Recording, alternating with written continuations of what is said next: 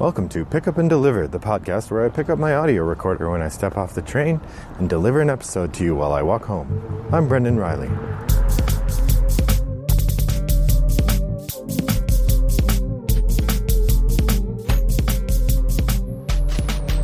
Well, good morning, listeners, or good afternoon, listeners. I hope that you're enjoying early November. We had a slight cold snap here last week, which resulted in snow on Halloween and a busy weekend for my family, so I haven't really been able to record for a while. So this episode is actually being recorded out of order. I'm going to publish this later today or perhaps tomorrow morning, depending how things go. And then you'll get another episode from me later in the week that I recorded earlier. So if there's any weird time travel business, it's because I'm recording out of order. But I like my first episode of a new month to be the top of the stack episode. And it's already November 4th, so I know some of you are excited for it. At least I enjoy reporting it. I don't know that it's actually that exciting, but those of you who have subscribed and are listening regularly must find it at least sort of interesting because you keep listening. So thank you for that. Given that it is November, I will take a moment to say, if you haven't ever posted a review of this podcast and would like to, I sure would appreciate it. Or if you wanted to mention to anybody you think might like it or post about it anywhere, it's always nice to have new listeners occasionally. We've reached a sort of steady audience number, which is fine, and I love that all of you are listening, but it wouldn't hurt to have a few more people to join our conversation. All right, with that, Top of the Stack November. For those of you who are new, if you are new to the podcast, Top of the Stack is a feature where I report on the games I was planning to play this month and how well I've done in that pursuit. The name of it, Top of the Stack, I swiped from a late great, one of my favorite board game podcasts, the Podcast of Nonsensical Gamers, starring three people who stopped making the podcast a couple years ago. Which makes me feel less bad about stealing the name for my segment. But it occurred to me I hadn't mentioned that in quite a while, so Podcast of Nonsensical Gamers, how we miss you. So anyway, on to the Top of the Stack. So this is my November report, Top of the Stack. If you want to see the details of any of this, it's available. The easiest way to find it is to go to rattleboxgames.com and click on the link for this particular episode, which will include a link to the Board Game Geek list where I keep all of these notes.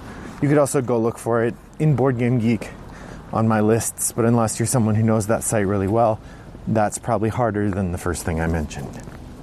So, Top of the Stack. In November, I had 65 plays of 44 different games, bringing me to a total of 749 gameplays this year of 248 different games. So, doing very well. I'm happy with those numbers and right on track to, I don't know if I'll crest 1,000. I would have to get pretty significant numbers in the last 2 months to get over 1,000. I probably won't, but I'll definitely break 800, I think, and maybe even get close to 900. My shelf of opportunity has gone up 1 to 53, so that's not great. My collection size has gone up 2 to 360 games, so my goal of having my collection size go down certainly is not going so well. The Top of the Stack is where I pick 3 games that I want to try to get played this month, and 1 game that I have previously picked and failed to play, and I will try to play those. Of the 4 that I picked, I managed to get 2 of them played. One of them is Escape the Nightmare. It was a sort of real-time, silly co-op game, which I did get to play. And The Quest for El Dorado, which is not a new game. It's a rare situation that my Top of the Stack includes games that are not new to me, because most of the time if the game is new to me, or if the game is not new to me, then I have played it and it's not new to me, so why would I put it on the top of my stack? But this is a rare circumstance where I played A Quest for El Dorado once at BoganCon 2019, and then I picked up a copy after that. So that game, if I haven't played a game after I purchased it, I consider that game on my shelf of opportunity. Now, I do have the attitude where if I've purchased a game and I get to play it, but I didn't play my copy, I still take it off my shelf of opportunity, because the idea is part of the reason I played it is I learned it, so that's how I tend to work it. But after I can't have a game that I buy that I've played before still needs to get played once after I buy it to get off the shelf. So that was Quest for El Dorado. It's a nice little deck building board game from Reiner Knizia. Really excellent family weight adventure game. The two games I did not get played, Queen's Architect and Res Arcana. I don't know why I can't get Res Arcana played. It should be relatively easy. I had it ready to go at Toggle, but I wasn't confident in my ability to teach it, and I didn't want to make people sit there. For some reason, I'm having a lot of trouble making the rules click in my head. I'm going to have to just sit down and play it by myself to figure out how all the rules work, because it's not clicking for me, which is a bummer, because now I've had it on my list twice, once as the main list and once as a repeat, and it's not gotten played. So I'll probably play it here in November, and it won't count for anything except the pleasure of having played it. So 2 out of the 3 games, and I did not achieve the repeat. That said, despite the fact that my top of the stack was not so successful, I did manage to play quite a few new games this month, 13 in fact. I've mentioned some of them on the podcast before, so I'm not going to do even the lightest of discussions about what they are, but just for those of you keeping track, the new games were Periodic, a game of the elements, Tofu Kingdom, double feature, The Thing, Infection at Outpost 31, QE, Quantitative Easing, 5211, Suspicion, Witch Slapped, and Till Dawn. Those last 2 I have not talked about on the podcast. I will cover those next time that I do a shooting from the hip triple shot. I also managed to play a couple new games online that I'd never played before. Jaipur, Trajan, and Troyes, which is spelled Troyes, Troyes, Troyes. All 3 of these were good. I really can see why people like Trajan, and I think I would really like it on the table. Troyes, I'm not convinced about. I think the central mechanism in which you roll dice and do stuff, and sometimes buy other people's dice, I don't really like it. I'm playing it a few more times because one of the things I've discovered is when I play a game online, I learn it much more slowly than if I played it face to face. So just the online experience doesn't gel the same way. Part of that is I play asynchronously, so I'm making 1 or 2 moves a day, if that, on some of the games. So it's much harder to get the strategy down when it takes you 2 weeks to play it. Nonetheless, trying all of those games this month has been really fun, and I know for certain that Trajan I really like, and I could certainly see myself picking up a used copy of that if the opportunity presented itself. I don't think that's the case for Troyes. And Jaipur is fine, but I already have Lost Cities, and they feel like very similar games to me. In terms of expansions, I got to play 1 expansion this month. That was Sagrada Passion, the expansion that came out at Gen Con. It was fun to try that. You get these nifty new clear glass dice that count as wilds, and you get these special cards that give you extra bonuses to pursue. So it just adds more depth to the game, and I really liked that. That was Sagrada Passion. On my 10 for 10 list, I'm doing very well, or I should say I'm doing pretty well.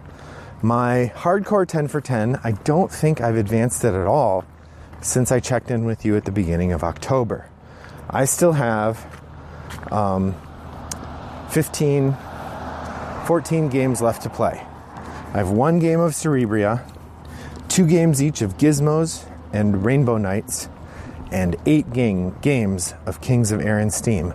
My daughter and I have talked about this, and we're really thinking we're gonna buckle down and get that, because, oh man, it's painful to be this close to completing that and not have done it yet.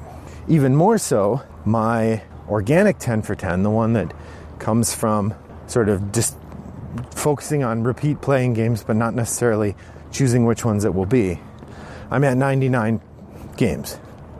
So here are the contenders for completing the system. If I play Carpe Diem 3 more times, that will push that one up to 10 plays and finish. If I play Ink and Gold 3 more times, that would push that up and finish. I've been playing Not Alone online. 2 more plays of that would push it up and finish, which that actually seems very likely. The group I've been playing with, we play and then we restart and play another game and restart and play another game. And 6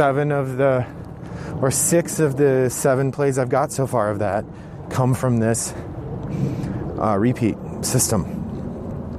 So it seems like Not Alone might be the winner there. Heist is a sort of real-time co-op game that we have at Toggle. The big thing going for this game is it takes about 5 minutes to play, so I could easily knock out 2 more plays of it in one sitting at any Toggle night, which, the last Toggle before the end of the year, if need be, maybe I'll just do that. Or the leading contender with 9 plays, so one more would finish out the thing, is Terraforming Mars.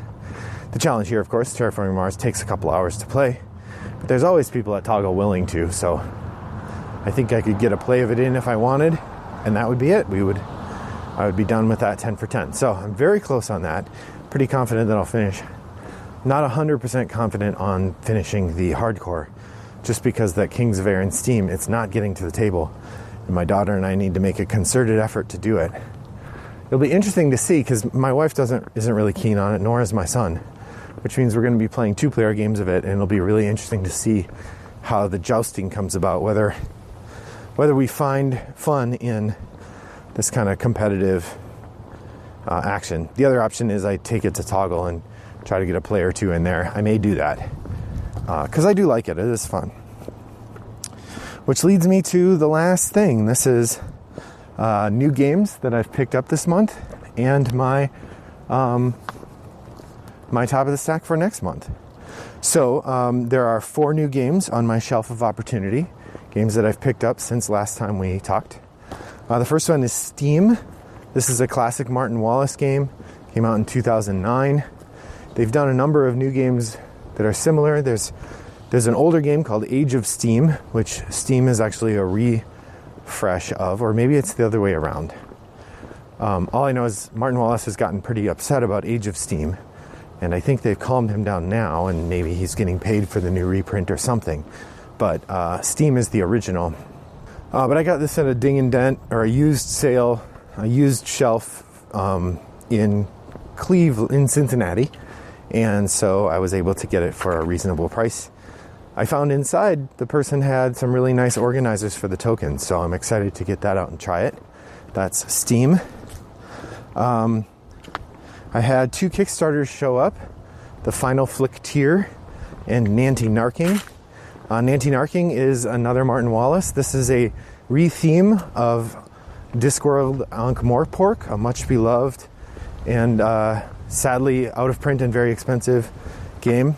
I had a chance to acquire this relatively cheaply at the Toggle event, at a Toggle garage sale.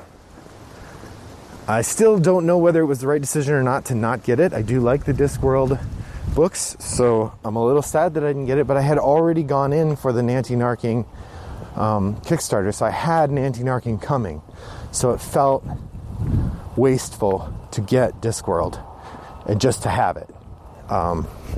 So I passed on it.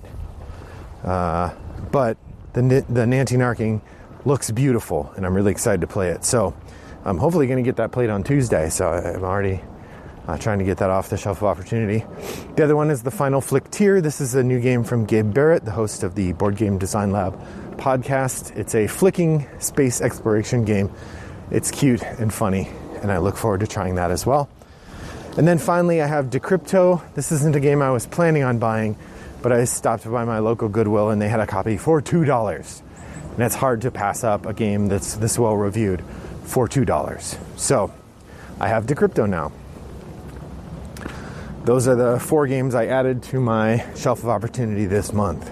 So the final thing to talk about is my top of the stack for this coming month.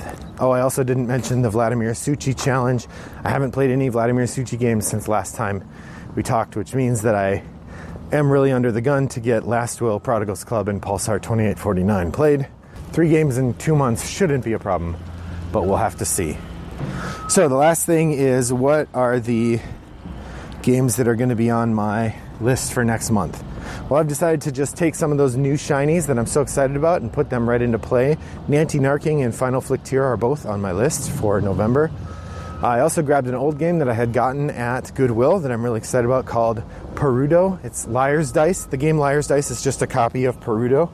So I'm excited to try that. I think the kids will like that one. That's what I'm hoping I'll be able to play with the children. And then my repeat is an Alan Moon 2-player card game called Canal Grande, which I've had for a while and the rules got lost. So I was able to find a copy of the English rules. Someone emailed them to me and I had to retype them up because it was a photograph of the English rules. I had to retype them up and I tweaked them a little bit, mostly just taking out the gendered language. So I have gender-free rules for my copy of Canal Grande. I've printed that and now it's in the game. It seems like it should be easy to learn. I just need to find a time to get it played. So hopefully at the beginning of December, I'll be reporting 4 games played. Pardon me for the noise. I'm walking by the construction site in front of my house. But that also means it's the end of the episode. So what have you been playing? How have you done on the top of your stack? Hop over to Board Game Geek Guild 3269 and let me know. I look forward to hearing what your progress has been and seeing reports of your 10 for 10 lists. We have 2 months left to go, so it's time to buckle down and get working if you're running behind. Until next time, thanks for joining me, and I hope that your next walk is as pleasant as mine was. Bye-bye.